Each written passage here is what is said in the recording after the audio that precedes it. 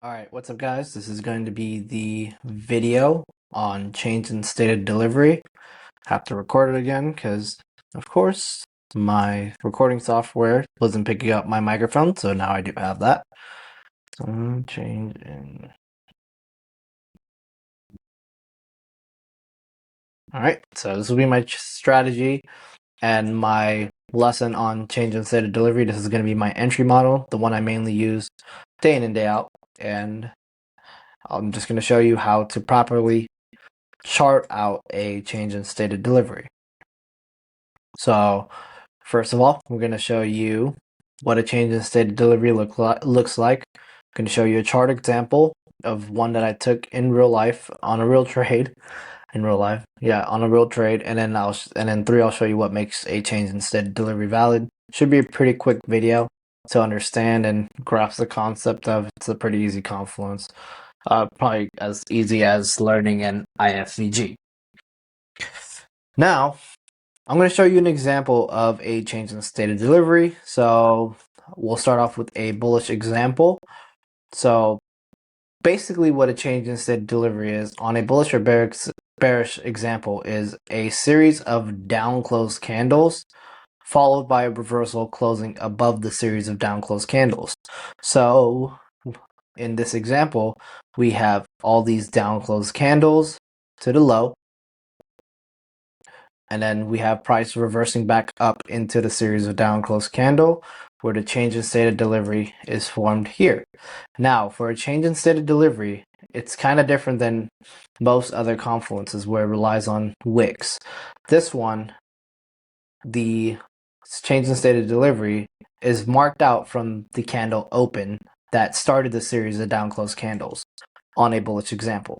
So there cannot be, like, for example, an up close candle. There cannot be an up close candle within this area, or else, like, let's say this candle, for example, was an up close candle, then the change in stated delivery would then be right here. So it has to be a series of candles moving in one direction. So a series of down close candles to the low of the point that made the reversal.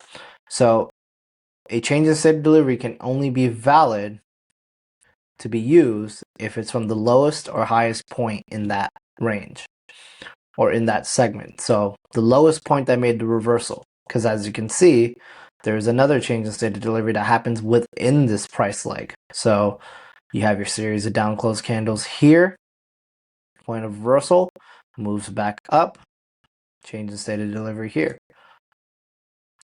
And then, yeah, another change in stated delivery here. We have a one candle change in stated delivery. This is also counted as a change in stated delivery. A one candle change in stated delivery. So these are kind of examples on a bullish example. Now I can show you some bearish. So pretty simple. It's just vice versa. So you always want to anchor the change in stated delivery from the highest point in the leg for a bearish example. So this is the highest point. Here's a series of up close candles.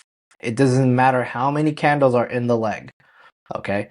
They just all have to be moving in one direction before the point of reversal. So right here, remember, we're only doing, we charted out from the opening price of the candle, the first candle in the series. So opening price, not the wick, not the low, the opening price of the first candle that started this trend to potentially reverse. So as you can see, that made the change in stated delivery. CISD. And then as you can see, there's a few other change in states of delivery in this leg, but these are not valid because why? They are not the highest high in this leg. So yes, this is a change in state of delivery. A lot of people trade it this way where they'll have a big change in state of delivery and they'll choose to take a change in state of delivery within a change in state of delivery that hasn't happened yet, if that makes sense. So they'll take this and be like, it's a valid trade, but more often times than not, price maybe wants to make another high. So more often than not, price wants to make another high. So this high right here might not hold, even though it changes state. It might go up, sweep this high, and then you'll start a new pattern of a change of state of delivery, which I'll show you in my example since it did happen. So I'll go to my example trade that I've taken. So this was Friday's last week's trade. What I was looking for, I was bearish to these weekly lows. It was the end of the week Friday, and we've already put in the high of the week, so I'm expecting low of the week. This candle right here swept previous day low, but since it did not tap into any PD array, this is not a PD array, so that confirms that this is not going to remain the sweep that reverses. It might do a short-term reversal, but it's not going to do a high-term, like, you know, on the higher time frame, it's not gonna hold well. It's gonna blow right through it because this low isn't protected by a PD array. In other terms, for value gap. Okay, so what I'm looking for here, and you're kind of getting a trade recap into this as well, is let me play one candle. Okay, what I'm looking for here is a PD array for this 4 hour to reject out of. So it swept this low, but it wants to go lower. So there's nothing on the 4 hour. This 4 hour just is still open. There's a 1 hour gap. Cool. So remember, align time frames. You want to align the time frames for your change in states of delivery. That's the entry model. So it all relies on entry model time frame alignment. So a change in state of delivery. So 4 hour, 15-minute entry. This was over in the main video. 1 hour for 5 minute, and then 15-minute for 1 minute. Okay, so these PD arrays, 4 hour, 1 hour, and 15-minute, these are the aligned time frames that you enter a change in state of delivery off of. So for in our case, there's a 1 hour PD array. Yes, there's more than a few 15-minute PD arrays, but you're always going to try to use, for the most probable setups, you're going to probably want to use the highest time frame. Yes, you can get away with using a 1 minute change in state of delivery in any of these case scenarios, but if you want to play on the safe and most probable sides, you want to take a 5 minute in this 1 hour scenario, because there are more times than not going to be stacked PD arrays, and you kind of just want to aim for the highest change in state of delivery. You have to be patient that way. Okay, so I'm just waiting for a point of reversal. So here, as we tap into this 1 hour gap, what I'm looking for here is a change in state of delivery here. It didn't happen, price moved up. It took out this high, so this change in state of delivery gets deleted and it moves down to here. Since this is the new series of up close candles and this is a new high.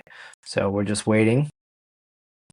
So as you can see, price did not close below. It needs to close below this body, this opening price of the first candle in this series. So we didn't get that, and now we just put in a new high. So we now change in delivery to the new series of down close candles. So I'm also on the 15 minute. So let me go to the 5. Okay. So actually it's right here. And I'll show you how you can trade this as well. Okay, it's gonna make a new high.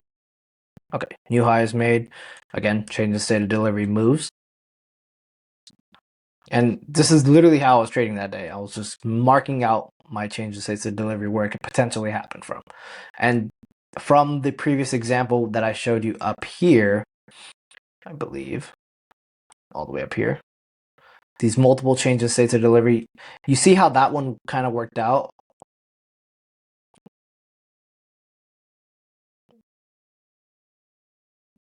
I hate when it does this. Okay. You see how this change in state of delivery inside of the main one kind of worked out? This is exactly in this example what I'm showing you right now in the current market, in the current trade that I was in, that I'm going to be taking. That's exactly what happens. Let me reset chart view. This is exactly what happens. These get ran through all the time. Even though there's change in states of delivery, like Like technically this is a change of state of delivery, got ran through. It happens almost all the time. Very few times you would get no reaction. Okay, so here is a change in state of delivery. Now you can take this one of two ways. You can short from the closure, stops at the high, and then targeting the weekly low, which would still give you, well, this is the draw. You would target your draw. This will still give you a 3R, right? And this is still very valid. You can take this, it's very valid. But if you're like me and you like to put on way less risk, here's another way you can enter this trade. And you have to be a lot more patient. And a lot of the times it gets missed. So you have to factor that in. If you don't like getting missed on trades, or if you don't like missing out on a trade, you have FOMO. I don't suggest this way. You should just enter as soon as the candle closes and put the stops at the high. Yes, it's a bigger risk most of the times, or half of the times, but the reward is still there and the win rate is pretty good on this. Or if you're like me, you like to risk less, you like to get better entries for a better upside on risk, and you like to size a little more, then you would take the short at the tap of the CISD. And most of the times you could do a 10 to 20 point stop. Right now in the current market, I am doing 20, but when market conditions are pretty calm, I do 10 point stops. So I'd set a limit here and a buy limit here. Okay. Make sure it's spot on.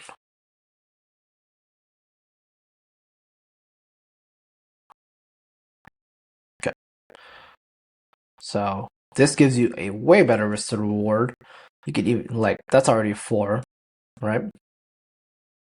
And this whole move was like, I think, wow, 23R. Okay. 400 point move. Okay. So you have to be patient and wait for the tap, okay? And a lot of times, some of the times you get missed, sometimes you don't. I don't know the exact percentage on that, but you can see how very minimal drawdown you get on these CISD taps. A lot of the times, these taps are very effective like that. And you could just usually just write the trade down. Let me actually set the TP. And I never go break even on these trades because, one, you're risking so little, it doesn't really matter. And two, sometimes they'll just like to retap the level of like 1 or 2 times before it actually like starts making the move down. But bam. It's just simple as that. So remember, a change in state of delivery is only valid when it's the highest high rejecting from a PD array. So with my model, it's going to be the highest high or the lowest low if it's a bullish PD array that is rejecting the PD array. So in this scenario, it's a 1 hour gap with this aligned time frame, the 5-minute. This is the high. This is the one I made the change in state of delivery. This is the one we're going to take. Okay? Simple as that. And then yes, this is on my Instagram story. This is what I meant by my strategy allows me to bottom and top tick unintentionally. Like, I'm not looking for this all the time, but usually it happens. And usually the change of states of delivery are from the highest high, so it is technically a top tick at most higher time frame levels. So it goes to show that the strategy is very effective, has a pretty good win rate, and it's very easy to comprehend. Now, if you have any questions, leave them down in the comment section or in the Discord, and I'll try to get back to you guys as soon as possible. And let me know what more detail you want on this, and I'd be happy to provide it. Thank you, guys.